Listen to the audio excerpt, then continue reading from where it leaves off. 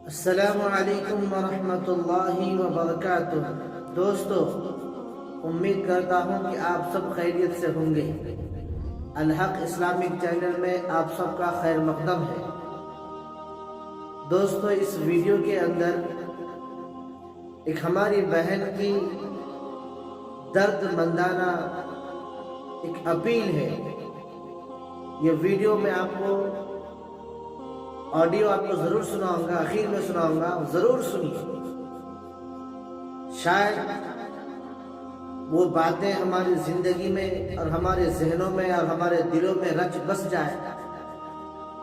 بہت درد بھری یہ اپیل ہے ساری لوگوں کے لیے، ضرور سنیے اور آخر تک دیکھیے۔ لیکن وہ ویڈیو سے پہلے چند باتیں میں اس ویڈیو کے متعلق آپ کو بتانا چاہتا ہوں کہ پیارے نبی صلی اللہ علیہ وسلم کی حدیث مبارکہ ہے کہ النکاح من سنتی۔ نبی علیہ السلام نے نکاح کو اپنی طرف منسوب کرتے ہوئے کہا کہ نکاح میری سنتوں میں سے ہے۔ لہذا جب بھی نکاح کی عمر کو بچہ یا بچی پہنچ جائے تو پیرنٹس کی، یہ والدین کی ذمہ داری ہوتی ہے کہ اس کے لیے مناسب جوڑے کا انتظام کرے۔ نہ یہ کہ بچی کی عمر ڈھلتی جا رہی ہے، بچی بڑی ہو گئی یا بچہ بڑا ہو گیا اور پھر بچہ یا بچی کسی گناہ میں ملوث ہو گیا، تو دوستو میں کہتا ہوں اس گناہ کے ذمہ دار ان کے والدین اور ان کے پیرنٹس ہیں۔ ضرور ہے اس کے پیرنٹس اس گناہ کے ذمہ دار۔ اس لیے جب آپ کو مناسب معلوم ہو کہ بچے کی عمر شادی کی ہو گئی یا اس لڑکا کی عمر شادی کی ہو گئی یا لڑکی کی عمر شادی کی ہو گئی، تو دوستو فوراً ہی اس کا انتظام کریں اور فوراً اس کے انتظامات کریں۔ لیکن دوستو بہت سارے لوگ ایسے بھی ہیں، حدیث کے اندر ہے کہ نکاح کو آسان بناؤ، لیکن بہت سارے لوگ آپ کو معاشرے میں ایسے دیکھنے کو ملیں گے جنہوں نے نکاح کو آسان کیا بلکہ مشکل سے مشکل تر بنا دیا۔ نکاح کے اندر جوڑے کا رقم، اس کے بعد پھر 10 قسم کے کھانے کی آئٹم، پھر رسم اور رواج کے اندر الگ دعوت، پھر چھٹی اور جمانگی کی الگ الگ دعوتیں۔ یعنی نکاح سے پہلے لڑکی والے لٹ جاتے ہیں، لڑکی والے لٹ جاتے ہیں اور اسی وجہ سے بولتے ہیں کہ منیمم 5 لاکھ روپے سے کم کا نکاح یا کم کی شادی نہیں ہوتی۔ دوستو یہ کس نے بنایا؟ یہ آپ کو کس نے حق دیا کہ آپ 5 لاکھ سے کم میں نکاح نہ کراؤ؟ دوستو آپ کو معلوم ہونا چاہیے، جو بھی اس نکاح کو جس نے بھی مشکل بنایا ہے، خدا کی قسم قیامت کے دن وہ مجرم ٹھہرے گا۔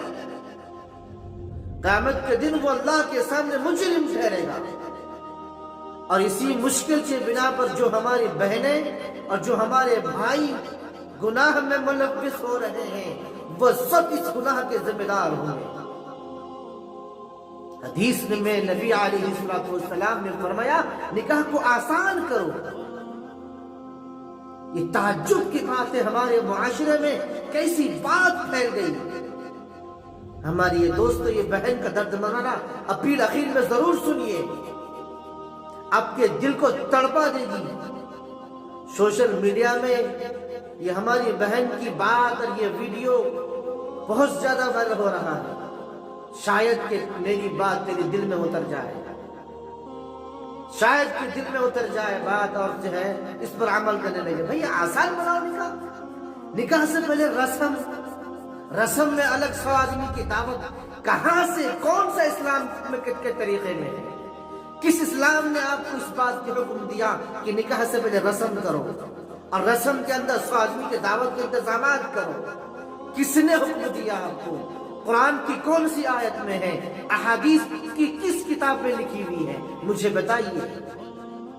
دوستو آپ کے پاس دولت ہے تو آپ نے نکاح میں دل کھول کر پیسے اڑائے، جن کے گھر میں دولت نہیں ہے، پیسے نہیں ہے، ان کی بھی تو خواہشات ہیں، وہ کیسے پیسے اڑائیں گے؟ اسی وجہ سے نکاح مشکل سے مشکل تر ہوتا جا رہا ہے، اور اس سب کے ذمہ دار وہ حضرات ہیں جنہوں نے نکاح میں اور شادیوں میں اور ولیموں میں بے جا اخراجات کیے۔ یاد رکھیے دوستوں اور بزرگوں، قیامت کے دن کئی سوالات ہوں گے، ان کئی سوالات میں سے ایک سوال یہ بھی ہوگا کہ پیسے تم نے کہاں پر خرچ کیے۔ مجھے افسوس ہوتا ہے ان لوگوں پر، ان مسلمانوں پر، ایسے نکاحوں میں اور ایسے شادیوں میں، ایسے ولیمے میں جانا بھی صحیح نہیں سمجھتا ہوں میں، کہ پیسے لٹاتے ہیں، پیسے اڑاتے ہیں، نوٹ یوں اڑاتے ہیں، گانے بجاتے ہیں، آرکسٹر چلاتے ہیں، لڑکیوں کو اور لڑکوں کو بلایا جاتا ہے اور باقاعدہ جو ہے نا ڈانس کی محفل سجائی جاتی ہے۔ لعنت ہو وہ نکاح پر، لعنت ہو وہ دعوت پر۔ دوستو یاد رکھو، ایک دن مرنا ہے، اللہ کے پاس جانا ہے، اللہ کے سامنے اپنے زندگی کے کیے ہوئے سارے اعمال کا جواب دینا ہوگا۔ خدا کا خوف پیدا کیجئے۔ لاکھوں نہیں، ہزاروں کروڑوں کی تعداد میں مسلم بچہ گھروں میں، کیوں؟ یا تو پھر بیچارے باپ کے پاس پیسے نہیں ہیں، اتنے اخراجات نہیں ہیں جس سے نکاح ہو جائے، شادی ہو جائے۔ دوستو یہ سب کے ذمہ دار وہ حضرات ہیں۔ مسلمانوں ہوش کے ناخن لو، اٹھو، اپنے آپ کو بیدار کرو اور سنت کے مطابق شادی کرو۔ نبی علیہ السلام نے بھی شادی کیے، نبی نے شادی کر کے دنیا والوں کو دکھایا، اپنے امت کو یہ درس دیا، امتی شادی اس طرح سادگی سے بنا، کوئی جشن نہیں، کوئی باجا نہیں، کوئی کسی طرح کا کوئی رسم و رواج نہیں۔ بچے والے گئے، بچی کو لا لیے، نکاح کا رقم، نکاح جو ہے بیچ میں لین دین وہ متعین ہوا، مہر متعین ہوا، اور پھر بچے والے گئے، لڑکی کو گھر میں لا لیے، نکاح خلاص، نکاح ہو گیا۔ مزید برآں اس پر یہ جمانگی، نکاح کے بعد پھر جمانگی، یہ عجیب و غریب رسم و رواج سے شروع کر دیا۔ دوستو اسلام کے اندر اس کی کوئی گنجائش نہیں ہے، اسلام کے اندر اس کی کوئی حقیقت نہیں ہے، اسلام اس کی اجازت نہیں دیتا۔ اسلام تو بولتا اللہ کے راہ میں مال خرچ کرو۔ بعض لوگ یہ کہتے ہیں کہ وہ بھی تو اللہ کا راہ ہے، نعوذ باللہ پڑھیے، اللہ کا راہ کبھی بھی ہرگز نہیں ہو سکتا، وہ اللہ کی ناراضگی کی جگہ میں پیسہ خرچ کرتے ہیں۔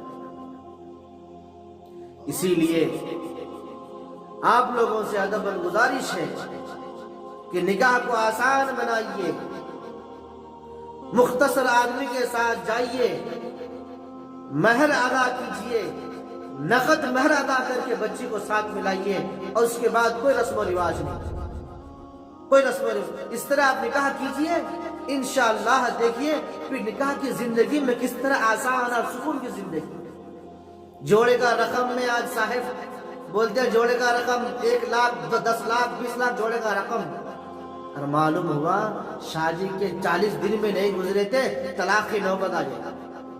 کیوں؟ یہی وجہ ہے کہ ہم نے نکاح سنت کے مطابق نہ کی، نکاح کو ایک الگ شکل دے دیا۔ حالانکہ نکاح کو نبی نے کہا النکاح من سنتی، نکاح میری سنتوں میں سے ہے، میری سنت ہے، لہذا میری سنت کا مذاق بنانے والے سن لو، نبی کے سنت کا مذاق بنانے والے سن لو، تمہارا بھی حشر قیامت میں وہی ہوگا جو جس کا حشر سنت کا مذاق اڑانے کا ہوا، ویسے حشر تمہارا بھی ہوگا۔ اسی لیے اللہ کے واسطے پلٹے، نکاح کو آسان بنائیے اور اپنی زندگی اور اپنے بچی اور اپنے بچوں کے مستقبل کو روشن کیجیے. کہیں ایسا نہ ہو کہ آپ رشتے تلاش کرتے کرتے کرتے ان کی زندگی کی ان کی خوبصورتی ختم ہو جائے, ان کی زندگی کی خوبصورت لمحات ختم ہو جائے. اس سب کے ذمہ دار آپ ہیں. اللہ تعالیٰ سے دعا ہے, اللہ تعالیٰ ہم تمام امت مسلمہ کو سیدھے راہ پر چلنے کی توفیق عطا فرمائے, صحیح بات سمجھنے کی توفیق عطا فرمائے. اور اس کے بعد اب میں آپ کو یہ آڈیو سناتا ہوں, یہ آڈیو سنیے اور پھر اپنے زندگی سے متعلق فیصلہ کیجیے. یہ آڈیو سنیے, غور سے سنیے آڈیو.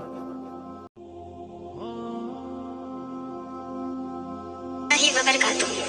پچھلے 5 سال سے مسلسل میرے امی ابا میرے لیے رشتہ تلاش کر, نہ میرا رشتہ ہو پا رہا ہے نہ نکاح. اس میں سب سے بڑی غلطی میری اور تھوڑی بہت میرے پیرنٹس کی.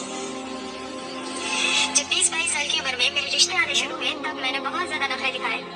ادھر نہیں کروں گی, ادھر نہیں کروں گی, یہ نہیں چلے گا, وہ نہیں چلے گا, وغیرہ وغیرہ. اور میرے پیرنٹس نے بھی تھوڑا بہت میرا سپورٹ لیتے ہوئے یہ بات رکھی کہ ایجوکیشن کمپلیٹ ہو جائے اس کے بعد رشتہ دیکھیں گے. اور اس چکر میں آج میں شاید لوگوں کی نظر میں اتنی بڑی ہو چکی ہوں کہ اب میرا رشتہ ہونا مشکل ہو رہا ہے. تو میری پیاری بہنوں, جو غلطی میں نے کی ہے وہ آپ نہ کریں. ایجوکیشن کے لیے پوری زندگی پڑھی ہے, آپ کبھی بھی اپنی ایجوکیشن کو ختم کر سکتے ہیں. لیکن نکاح کے لیے ایک وقت ہوتا ہے, ایک ایج ہوتی ہے. اس وقت میں اگر آپ نے نکاح نہ کیا, وہ ایج آپ کی چلی گئی, پھر رشتہ ملنا بہت مشکل ہوتا ہے. کسی بھی یونیورسٹی میں رول نہیں ہے کہ اگر آپ میرڈ ہو تو آپ کو ایڈمیشن نہیں ملے گا, اور نہ دین شریعت آپ کو ایجوکیشن لینے سے روکتی ہے. تو نکاح کر لو صحیح عمر پہ, اس کے بعد آپ اپنی ایجوکیشن کمپلیٹ کر لو.